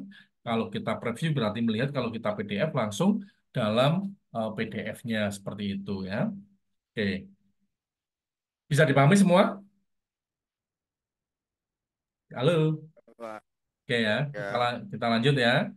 Nah, kemudian yang nomor tiga adalah implementasi sistem ya. Ada implementasi sistem di mana ada pemrograman dan pengujian kemudian konversi ya. Nah, tahapan implementasi sistem yang pertama adalah pemrograman dan pengujian. Ya, di sini adalah eh, tugas dari seorang IT, tenaga IT ya. Jadi dari proses analisis sistem, kemudian desain sistem ya, kemudian segala catatannya dikasihkan ke programmer. Ini kita minta seperti ini. Tolong diterjemahkan ke dalam bahasa pemrograman ya. Setelah diprogram kemudian diuji apakah sudah sudah menghasilkan output yang diinginkan atau belum ya. Kemudian setelah sudah diuji maka instalasi perangkat keras dan perangkat lunak ya. Jadi kita bisa melakukan instalasi ke perangkat keras dan perangkat lunak, kemudian pelatihan kepada pemakai, pembuatan dokumentasi ya. Setelah dibuat ya, diinstal, kemudian ngelatih kepada pemakai, ada pelatihan. Ini ada sistem di launching ini, sistem baru di launching, kemudian dilatih siapa saja. Kemudian pembuatan dokumentasi itu ya, pembuatan dokumentasi.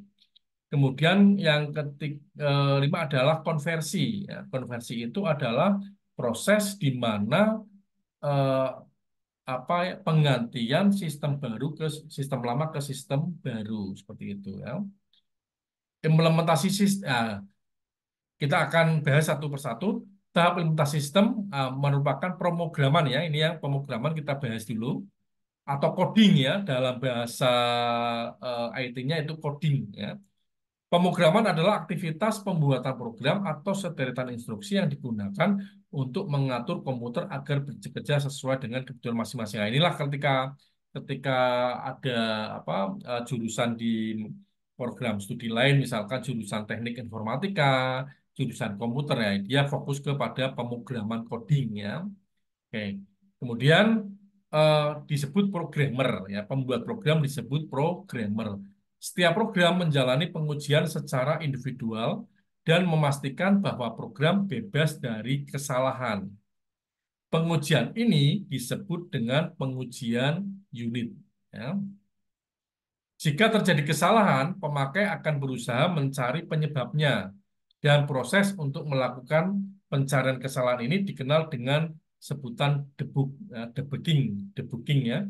Adapun kesalahan-kesalahan dalam proses disebut bug ya. Jadi ketika ada sistem masih error ya, bug ya. Ketika Anda menginstal WA kemudian diperbarui, diupdate, malah tidak bisa jalan, malah close terus itu bisa disebut bug ya. Masih terdapat bug error sistem ya. Kemudian setelah program jadi, maka dilakukan sistem pengujian ya, diuji nih ya, diuji apakah ada yang namanya pengujian integrasi. Pengujian ini dilakukan setelah semua modul atau program melewati pengujian unit untuk melihat efek ketika program saling dikaitkan ya. Oke. Kemudian, nah, dikaitkan ini, maksudnya ketika siakat diimplementasikan itu integrasi dengan sistem-sistem yang lain, pembayaran apakah sudah terintegrasi dengan modul KRS ya, apakah sudah dikaitkan dengan modul yang lainnya seperti itu ya. Oke. Kemudian pengujian sistem secara keseluruhan ya. Setelah integrasi, fungsi-fungsi dalam sistem juga kinerjanya diuji. Sistem divalidasi terhadap spesifikasi kebutuhan dengan kondisi dan lingkungan yang menyerupai dengan keadaan dan lingkungan operasional. Pada pengujian ini, kontrol dan prosedur pemulihan juga diuji ya. Jadi pengujian kontrol terhadap prosedur pemilihan ya, misalkan kalau listrik mati, kalau tiba-tiba ada bencana, apakah recovery-nya itu sudah bisa membackup atau tidak. Kemudian ada pengujian penerimaan ya. Jadi apakah pemakai sudah menerima apa yang kita tawarkan ya, tidak ada lagi komplain dan sebagainya, sistem akan dioperasikan oleh pemakai gitu ya. Kemudian ada pengujian instalasi ya, ketika diinstal di platform Windows, Android dan sebagainya ke lingkungan operasional sistem diuji kembali setelah dipasang. Ya. Pengujian seperti ini disebut pengujian instalasi ya. Nah, kemudian ada yang namanya konversi ya. Konversi merupakan tahapan yang digunakan untuk mengoperasikan sistem yang baru dalam rangka menggantikan sistem yang lama. Terdapat beberapa pendekatan yang dilakukan untuk melakukan konversi, yaitu konversi paralel, konversi langsung, konversi modular, atau bertahap, dan konversi pilot. Nah, ada beberapa jenis-jenis konversi ya. Ada beberapa jenis konversi. Yang pertama adalah konversi paralel. Konversi paralel itu apa ya? Ini kurang jelas ya. Sistem baru dan sistem lama sama-sama dijalankan ya. Jadi misalkan ini siakat sudah terupdate ini sistem lama, sistem baru. Tetapi apa? Kita menggunakan versi paralel. Kita takut kalau ternyata diimplementasikan malah error. Nah, maka kita menggunakan paralel itu apa? Sistem baru dan sistem lama sama-sama dijalankan ya. Jadi sistem A itu sistem yang lama, sistem B itu sistem baru, sama-sama dijalankan ya. Nah, setelah melalui masa-masa tertentu, jika sistem baru telah bisa diterima untuk menggantikan sistem lama, maka sistem lama segera dihentikan seperti itu ya. Jadi kalau ini sama saja ketika Anda punya pacar nih ya, pingin ganti ke pacar baru ya, tapi ini masih jalan ini. Kalau sama apa namanya, kalau pacar barunya sudah benar-benar sesuai dengan apa kriteria Anda ya, ini baru yang lama kita putus seperti itu. Ini contoh ya, contoh telah bisa diterima untuk menggantikan sistem lama, maka sistem lama segera dihentikan ya. Nyabang nih paralel ya. Nah, jangan sampai ini diterapkan di kalau Anda mencari pasangan ya. Cari pasangan ganti lagi yang baru tapi yang lama masih dijalani itu ya. Jangan sampai. Kemudian yang konversi langsung. Nah, ini yang langsung ini ya to the point ya. Konversi ini dilakukan dengan cara menghentikan sistem lama dan menggantikan sistem baru ini apa namanya tidak peduli itu yang langsung ada di tahun yang lama dihentikan. Nah, ini juga resikonya apa? Resikonya ternyata sistem baru ada bug, wah ini repot ya. Tapi ya juga apa langsung bisa cepat ketika nanti tidak makan waktu ya. Sudah jadi ya sudah sistem lama diganti ya. Tapi repotnya ketika ada yang apa masih error dan sebagainya. Kemudian ada konversi pilot ya. Ini juga sering dilaksanakan di perusahaan ya.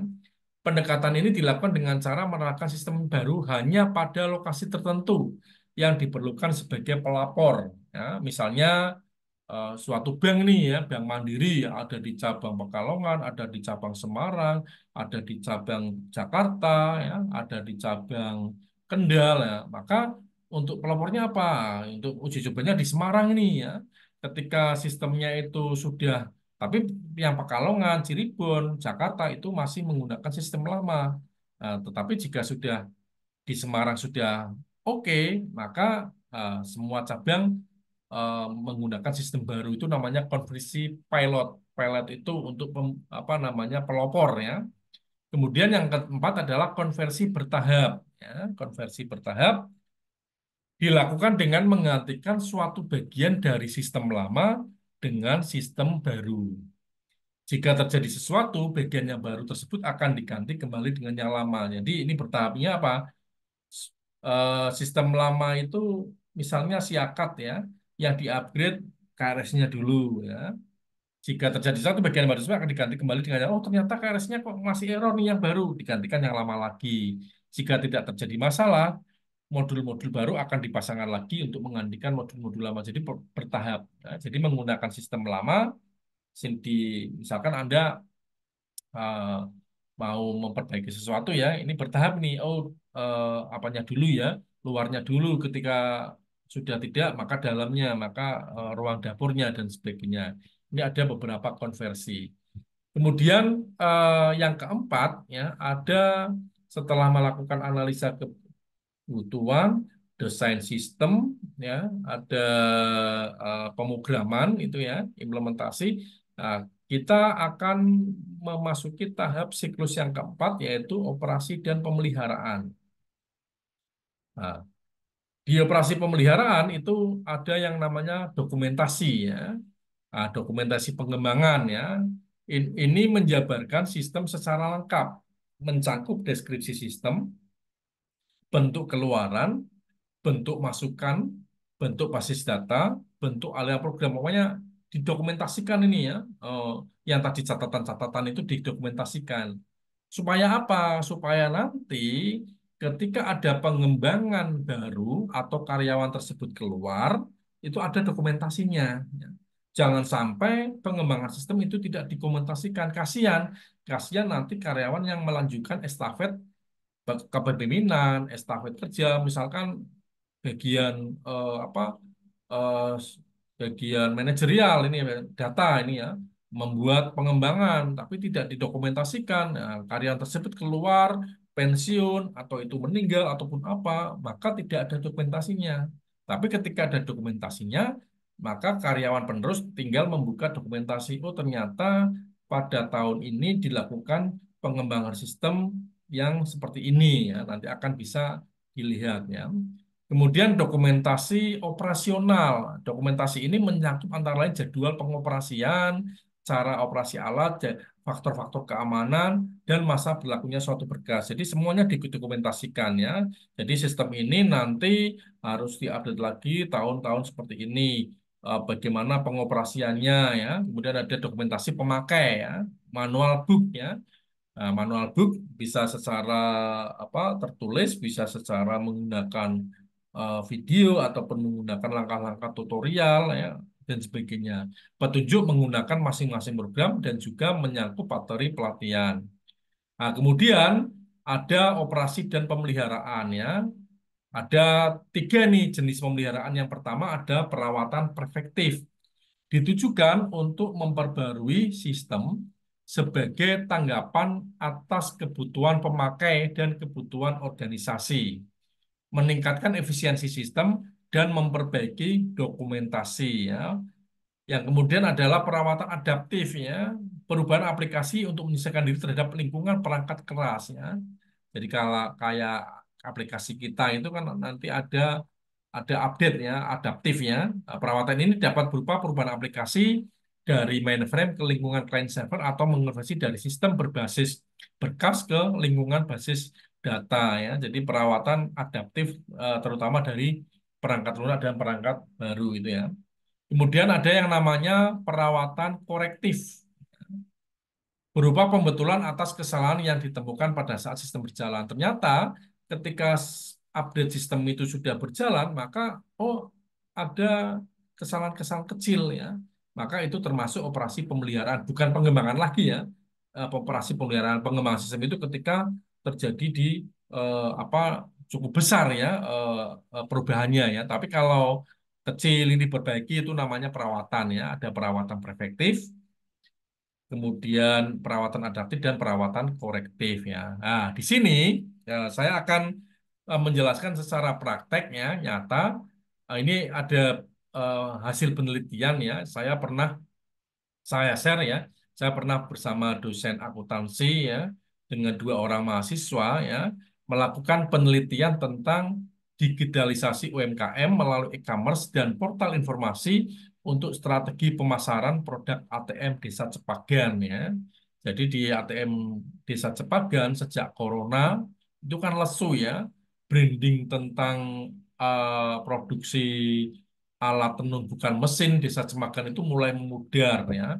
Banyak banyak yang apa namanya pengrajin-pengrajin ATPN itu gulung tikar usaha lainnya ya.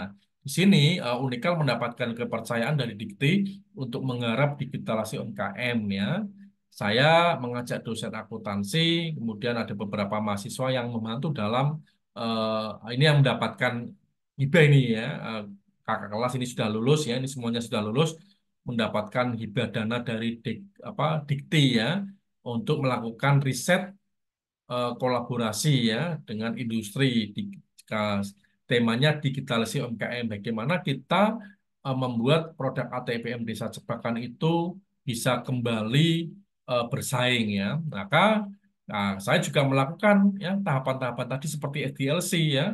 Ada analisis sistem ya. Nah, ini sama ini ada analisis permasalahan ya. Saya datang langsung ini sama tim ya. Saya datang langsung menemui apa namanya pemiliknya, melihat proses produknya seperti apa, proses manualnya, kemudian saya melihat hasil tenunnya seperti apa, saya melakukan wawancara dengan beberapa pengrajin, apa yang menjadi kendala ya, kebutuhannya apa, butuhnya apa ya, kemudian di sini saya dengan narasi masyarakat merasa kesulitan dalam melakukan pemasaran dan penjualan produk ATPM. Terlebih saat adanya pandemi, COVID, pemasaran dengan pelanggan sempat terputus, salah satunya kesulitan dalam proses distribusi. Hal ini dikarenakan adanya kebijakan pembatasan seperti lockdown, PSBB ya, hingga PPKM. Nah, kebijakan-kebijakan ini menghambat jaringan pemasaran dan distribusi barang hasil produksi ke tangan konsumen, terutama yang berada di luar Jawa.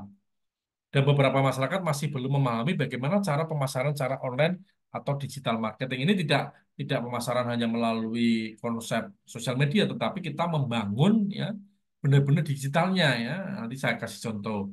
Kemudian citra dan eksistensi Desa Cepagan yang dikenal sebagai kampung tenun meredup.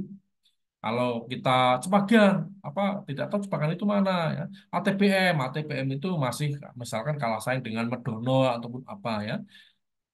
Desa Cepakan itu dijadikan sebagai destinasi wisata dan edukasi ekonomi kreatif tenun kurang diperhatikan dan belum dikenal oleh masyarakat luas ya. Kemudian dari identifikasi permasalahan, saya dan tim melakukan analisa kebutuhan. Yang pertama yang terkait digitalisasi UMKM. Kami membuatkan e-commerce ya, toko online ya, bukan marketplace kayak Shopee bukan, tapi kita membuatkan toko online. Eh, Diharapkan apa? Diharapkan sebagai media pemasaran akan membantu UMKM dalam mengatasi produk ATPM yang terkendala adanya pandemi ya. Ini ketika kita berjualan ya. Kemudian websitenya juga penting kita garap, tidak hanya ya kenapa?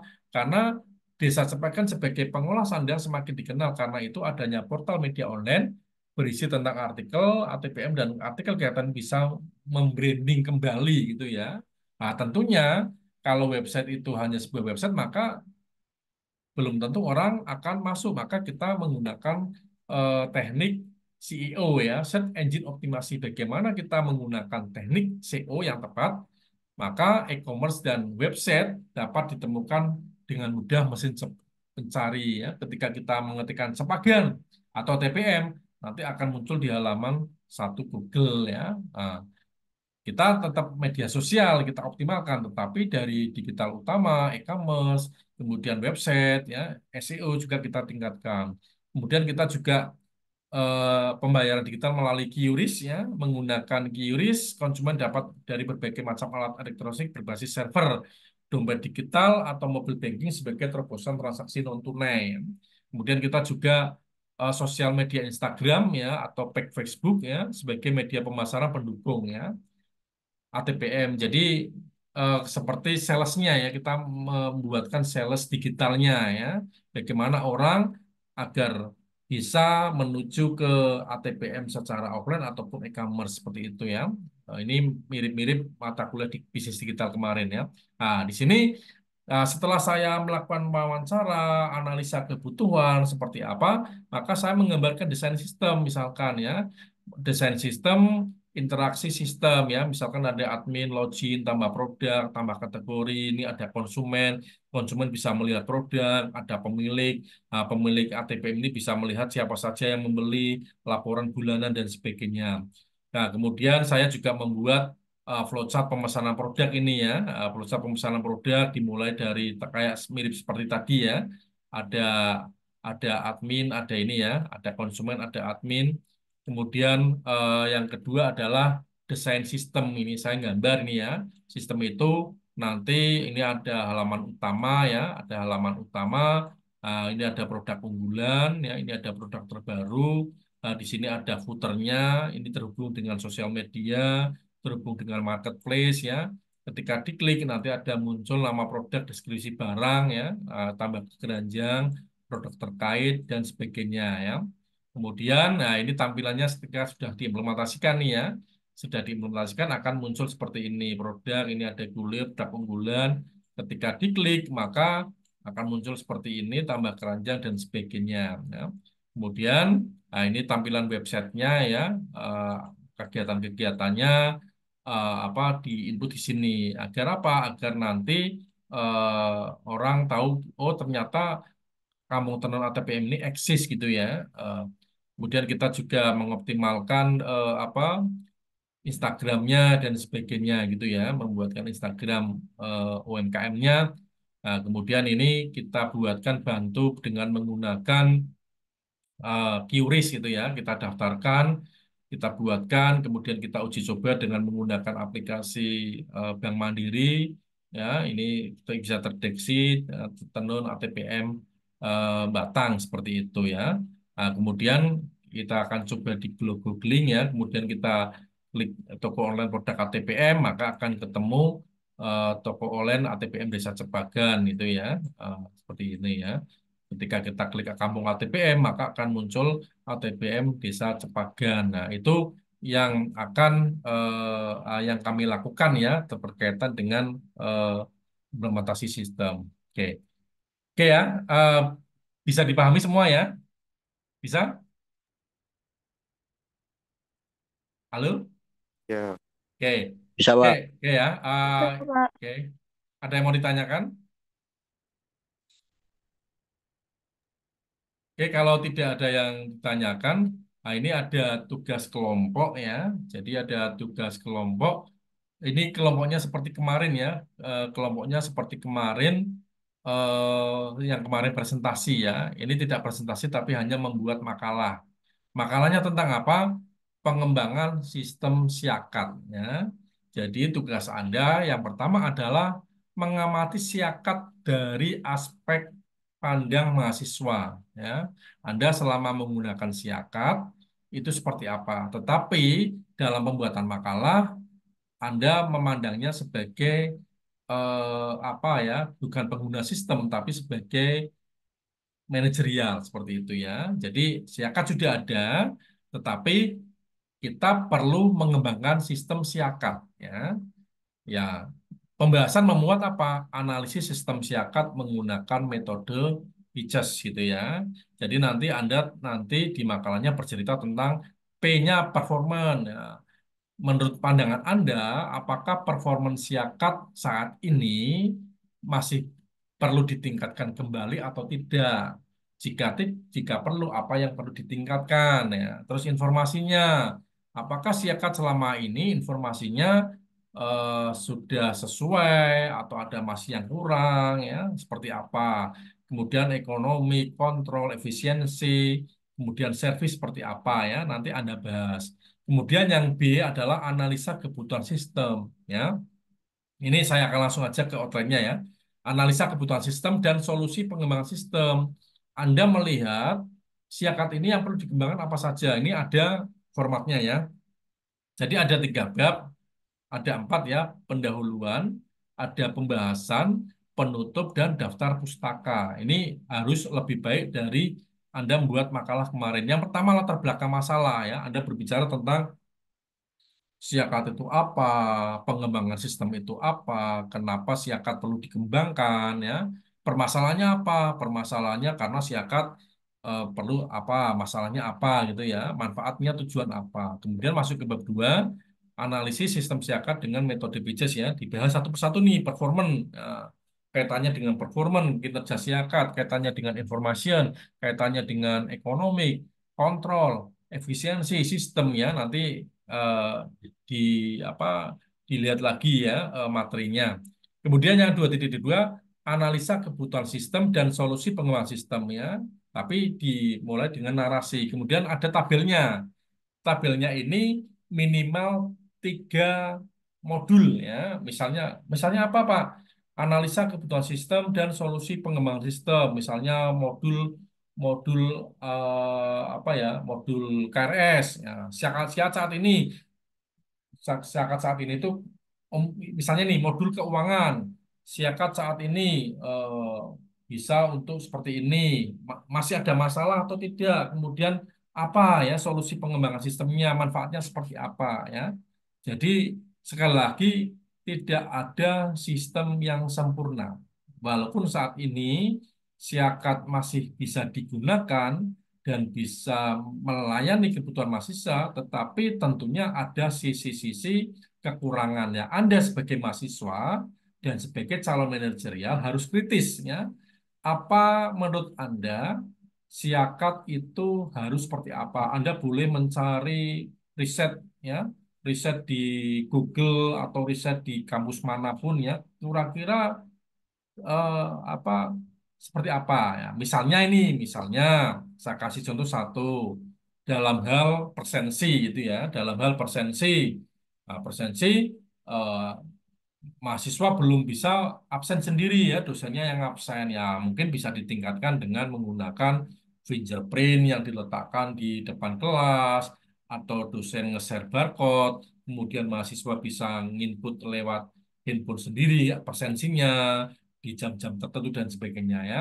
Jadi nanti Anda di 2.2 ini nanti ada minimal minimal 3 gitu ya, 3 permasalahan, 3 aspek pandang Anda siakat harus dikembangkan. Paham nggak maksud saya? Bisa dipahami? Bisa dipahami? Ya, Pak. Bisa ya? Oke. Apa, Pak? Saya tadi kan sudah ngasih contoh satu. Nah, maksudnya dibuat seperti ini yang tadi saya ini ya. Dibuat ini ya, hasil yang diharapkan seperti apa. Tapi ini kan lebih detail ya. Nah, misalkan ini saya kasih satu modulnya apa? Yang dimaksud modul itu bagiannya. Kalau kita apa ya? Tadi contoh saya misalkan modulnya apa? Modulnya eh, persensi kuliah. Ya. Modulnya sebentar ini masih error. Nah, modulnya apa? Modulnya misalkan persensi kuliah. Siakat saat ini persensi hanya tersedia untuk dosen. Mahasiswa tidak bisa mengabsen sendiri. Permasalahannya apa? Ya, dosen kadangkala eh, apa namanya kehabisan waktu ataupun apa, mahasiswa tidak proses presensi tidak efektif, harus dipanggil satu-satu, harus apa seperti itu ya. Solusinya apa? Solusinya dikembangkan sistem presensi melalui barcode atau melalui scan finger screen ataupun melalui apa namanya tap in kartu mahasiswa ataupun apa ya, manfaatnya apa, pelayanan mahasiswa dalam hal presensi akan lebih mudah dan cepat, dosen juga tidak menghabiskan waktu untuk absen sendiri. Itu contohnya ya, Anda bisa melihat dari sisi keuangannya, dari sisi KRS-nya, dari segi apapun ya, Anda harus jeli melihat kekurangan sistem yang harus dikembangkan. Jadi Anda aspeknya apa dari sisi mahasiswa, tapi Anda berlaku sebagai manajerial. Bisa dipahami semua? Halo, ada yang mau ditanyakan? Belum. Ada yang ditanyakan? Cukup? Pak, maaf mau bertanya, Pak. Ya, silakan. Berarti itu modul atau subsistem itu fitur yang di dalam siakat gitu Ya, toh, Pak? betul, betul, betul ya. Modul-modul sama sama apa fitur, benar. Fitur ya. Saya terima kasih Mas. Saya apa namanya? Sebentar. Saya ulangi dulu ya. Oke, saya tadi mana ya? Ini saya lagi.